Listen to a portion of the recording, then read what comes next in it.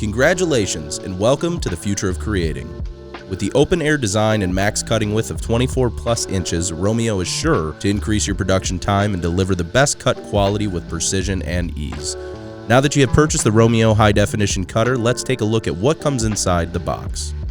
In the box you will find two 45-degree blades, one 60-degree blade, sample material, a 12-inch by 12-inch cutting mat, power cord, a USB cable, documentation including a registration card and user manual, a blade holder, and a marker adapter.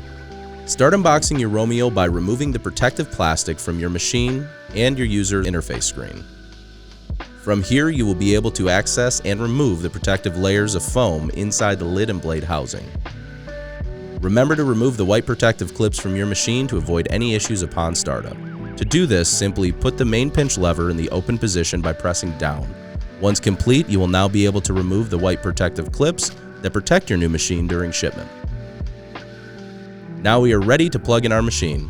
Plug in the power cord into the designated port on the back of your machine. After this step is complete, you can plug in your USB cord and start creating with your new Romeo high definition cutter by Caesar.